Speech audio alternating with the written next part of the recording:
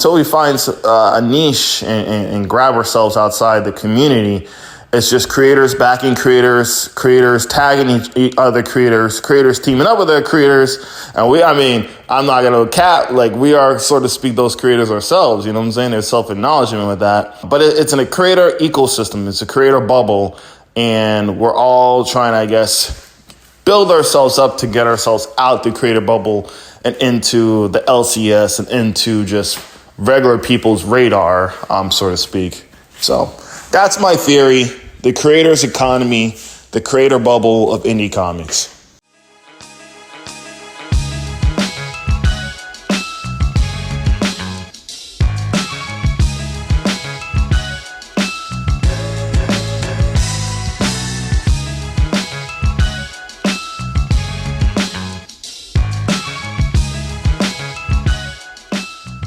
That post he made about fucking Young Ripper being like the best black indie comic creator or whatever. I'm like, what the fuck? This is his first project.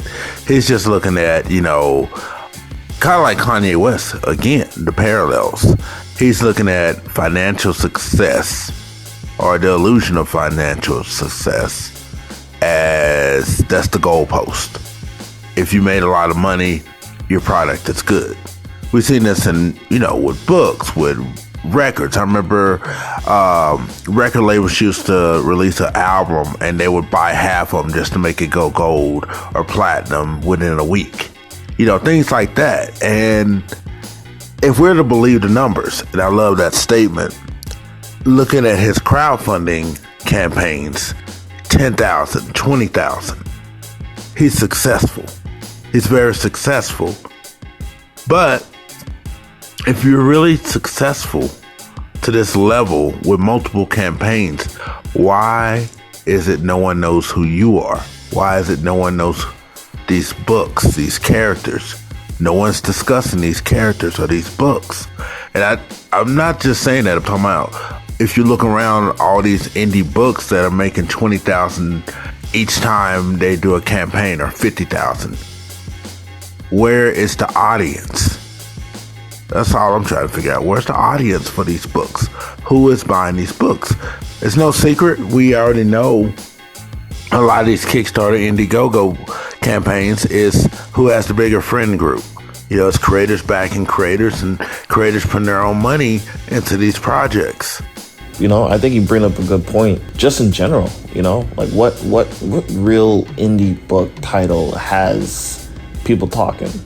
What indie comic book character you see people repost and share in different groups? That what really has a buzz like that? I don't really think it exists for indie comic characters until they go TV or movie. I don't think there's nothing. The biggest ones, ISOM.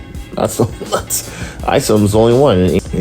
I don't really you hear more about like ISOM's success than the character of ISOM itself. You hear more about, Ripper rather than the book itself. It's not like you mentioned before, it's not the story, it's not the comic, it's the ideology and the man behind it. That's the product when it comes to ISOM. No one's really rapping about how great ISOM's character is and he's a breath of fresh air. And this is going to innovate comics, and this is something new and interesting and different. And everyone's just like, it's okay. You know what I mean? So, but yeah, man, I don't even think there's any real natural buzz for like, you know what I'm saying? Like, you'd have to, like, on the Webtoon site, because I dabbled on that, you got titles like Mount Olympus? Like, you got, like, High School of the Dead, something like that. Kingdom High School. Like on the Webtoon side, like those are like in the millions of like viewership on the app. Like you hear like buzz like that for certain groups, but for comic books, like no one talks about. They talk about their success. They talk about, and I guess success is just branding. It's just that's the product itself. Hey, this is successful. Hop on board, but there is really no buzz of an indie character, like not in the LCS, like just purely online Kickstarter crowdfunder. There is no talk of characters and story when it comes to anybody who's not on the LCS, or not on the LCS shelf. There just isn't. I'll give you one example. Stephanie Phillips Grimm right now with I think Boom, IDW Boom.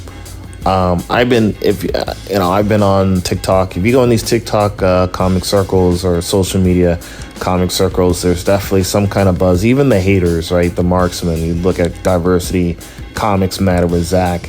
He mentions how Grimm is overrated, Stephanie Phillips is overrated, and then everyone else is like, "Oh, this is a good book. This is a great book. It's cool." And if Grimm, the same thing, was released as crowdfunding, you would not hear this buzz at all. You know what I'm saying? You wouldn't hear it. You wouldn't hear it. You would not. There's this attention in the rave and the talk about, "Oh, Grimm is great." You wouldn't hear it if it wasn't on the LCS shelf. If it was purely crowdfunded, right, by any, just, I don't know, when you say Stephanie Phillips, right, just anybody come up, same concept, same art, the comic as it is, just someone else did it and crowdfunded it, it would not get the talk about the story and the characters and things like that like it is now. So yeah, I mean, indie is underground. Indie is underground. I don't think, I mean, y'all let me know. You let me know, man. Can an indie book actually have natural buzz in terms of its story and characters on the internet? Again, to believe the numbers, he's successful in what he's doing. If we are to believe the numbers. I say that over and over again because, hell, like he said in this that post, he put money into this project, and I'm sure he's done it with a lot of projects because he didn't want it to fail. ISOM's not even a factor. That's just internet hype. There's the comic book industry, and then there's internet hype. Young Ripper's not part of the comic book industry. He's just somebody on YouTube who made a comic book with questionable numbers. That is not the comic book industry. Boom, Image, Dynamite, IDW, Vault, Scout Comics, that's the comic book industry. That's the indie comic book industry. That's the indie comic book industry. And maybe we need different terms for some of these things. A lot of what people are doing when you see the Kickstarters and Indiegogos or your own Facebook, they're self-publishing. So it's like there used to be small press alleys at cons and stuff like that for people who are self-publishing their products. So maybe we need different terminology for a lot of these things. But what Young Ripper's doing, that's not the comic book industry. He's just a YouTuber who made a comic book. That's it. So essentially, he's self-publishing. So no, nobody's going to discuss that because it's just one of those things people caught up in the moment, and now the moment's passed. There are plenty of books out there by Vault, by Scout, by Image that people are discussing. Because these are books that comic book fans can go out and support. They can go out and talk about in comic book shops and whatnot, or on these message boards. The self-publishing shit that you see most of these people do, they don't have an audience. The books don't have an audience. So yeah, nobody's gonna discuss these books because they don't exist, because they're not on people's radar. The reality is, when it comes to independent comic books, yeah, there are books that can still gain popularity because they're just good stories and art. But that's a very small number. And even at their best, you know, if there's no push behind them, when I mean push, there's like no buzz or like a publication like Image or Boom or something pushing it, it's going to stay underground unless it just slips through the cracks and a producer stumbles upon it and wants to make a TV show or something out of it. You're not going to make money in comics. You're just not, especially the independent scene. Why do you think Even Van Sciver and all these guys are doing these crowdfunders now? They know Even Van Sciver, for example, makes about $250,000 off of Cyberfrog. He would never make that money working for DC. And I know he got kicked out of DC or quit or whatever. That's why he's doing the independent route. But once he did it, he figured it out. That's why a lot of these people are following him now. Unless you're already established name like he was already, or Brian Pulido or Bill Tush and all of them, that's their built-in fan base. So they're always going to get money off their books. And now you got the people, like the social influencers and stuff, trying, and using that to bring in people. But it's not because of the book. Young Ripper could have put out toilet paper. He should have probably made about $1 million. Has nothing to do with the comic book. I agree. These people, the elite comic gay people, they have built-in fan bases already because, wait, they've had a career at Marvel and DC. That's the difference between a lot of these people. They have an established fan base that's already gonna come in and buy shit from jump, support from jump. It's the same way when one of these big name creators does a Kickstarter or Indiegogo. They already know they're gonna buy, they're gonna get X amount of people supported. They have that fan base. Same reason why some publishers will hire the same talent over and over, because they know that talent has a built-in fan base and X amount of their fans are going to show up and support. It's funny, like at least probably 4 or 5 times a week, I'll get somebody send me a friend request, and if I accept it, 10 seconds later, like they're just waiting by the computer, waiting by their phone, they'll send me a DM, hey, support my Kickstarter, support my Indiegogo. Who the fuck are you, dude? And I've had to tell several people, like, hey, that's not a good way to get people to support your project or you. People get turned off by that. Now, I don't want to support it. Oh yeah, I've been getting those too. And, I've had some say, you don't gotta back it. If you just follow it, helps my algorithm out. It's like, okay, so you've already established what this is, especially if I've had a campaign and you guys, where were you guys at when I was doing mine, so. Exactly. It's crazy. Like, I had a campaign, this book, Black Villains Wanted. Great book, by the way. I'll send you a copy if you want one. So, some creators who I talk to on a regular basis, kind of like talk to y'all. And I didn't ask, any of them to back it, didn't ask, any of them to share it, none of that. But you're in my face wanting information and, chit chat or whatever, pretty much every day. I was like, damn, I was thinking in the back of my head, maybe, they'll support it in some way. No, nothing. And I was like, I found it funny. I was like, oh yeah, I forgot. I'm the ops. Because we're all doing the same thing. We're all trying to create something and sell to the same body of people. We're all trying to sell the same product to the same body of people. So I wasn't mad. I didn't feel away. I just, it dawned on me. We're all trying to do the same damn thing. So while they were, just talking to me, they were getting information. That information to them was valuable. Their friendship with me wasn't valuable. My book wasn't valuable, but the information I had was valuable to them. So, taught me a lot. Oh yeah, there's some interesting stories to be told about these campaigns. Just like, when I was doing mine, I would get messages all the time from people saying, hey, I see you got a campaign going right now. I forgot how they say it, but if I mention them in my updates, they'll mention my book in their updates, I do, yeah. So you reached out to me on this, but I look, we're not Facebook friends, we're not Instagram friends, we're not Twitter friends. You just went straight to this.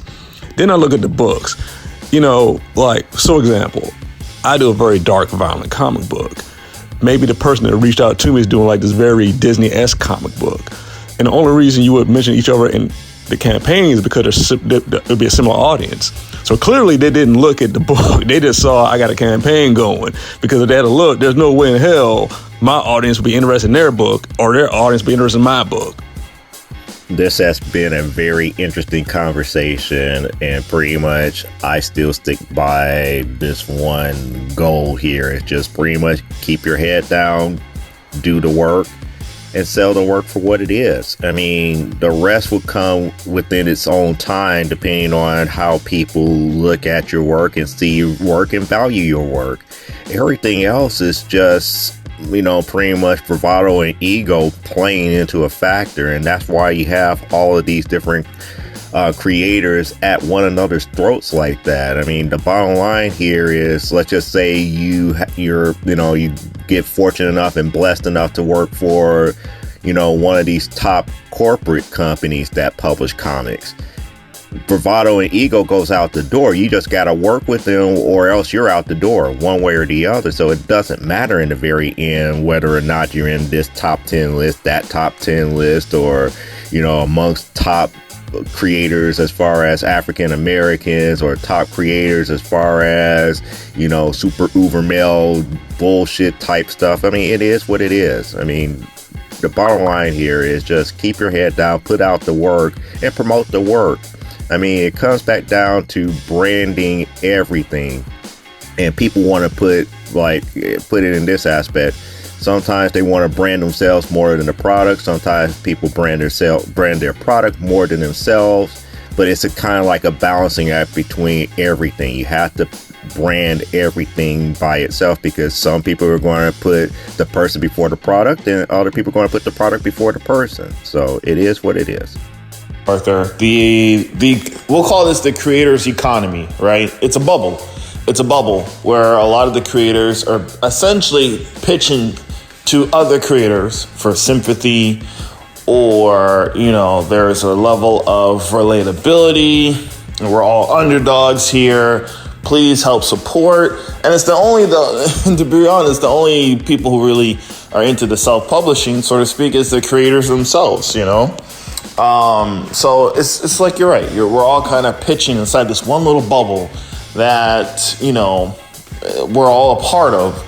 And it's hard to make an appeal towards, I guess, people outside this bubble. Average dude out there, they're gonna, let's face it, they're gonna spend the $60, $20, $30 on a digital download video game, or they're gonna buy a new pair of shoes over your comic book. You know what I'm saying?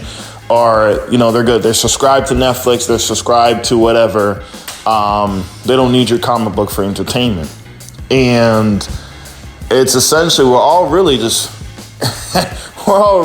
going in circles in this one little circle, this one little pool. We're all like fishes in an aquarium, and we're in this small little damn aquarium, right? We're in this small little pool.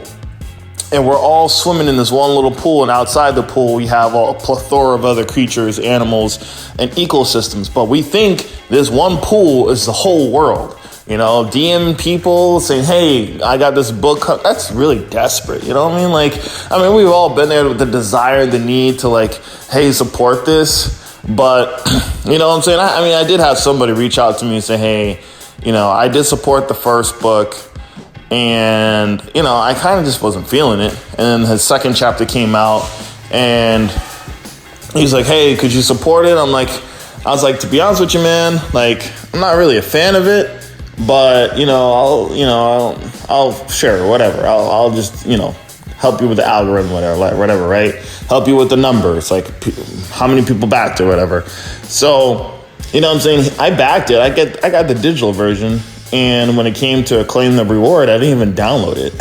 You know what I mean?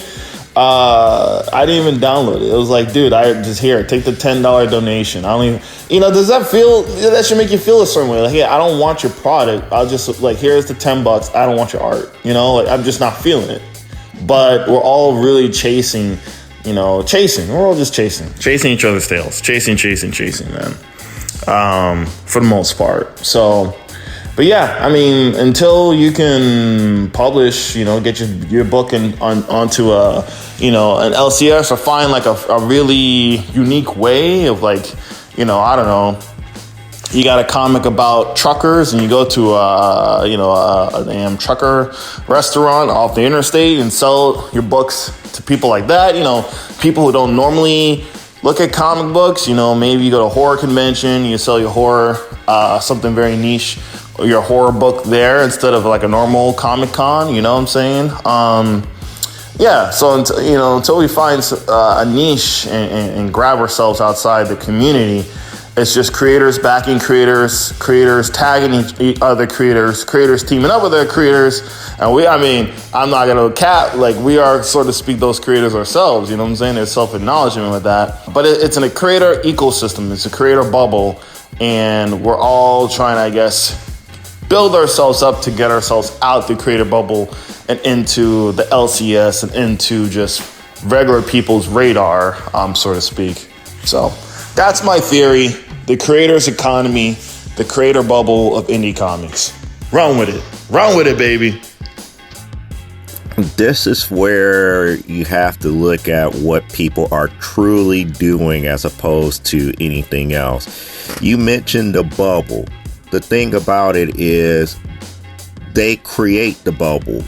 These creators are creating their own bubbles as opposed to expanding out. Because if you truly think about it, using, like you said, going back to opening it up to the African American market, when you look at that and do your homework and realize that we only buy less than 5% of the total market, we make up less than 5%. You're pretty much alienating pretty much almost 95% of the buying market at that point. So focusing in on that is kind of like almost like a fool's journey business wise, unless that is your ultimate goal.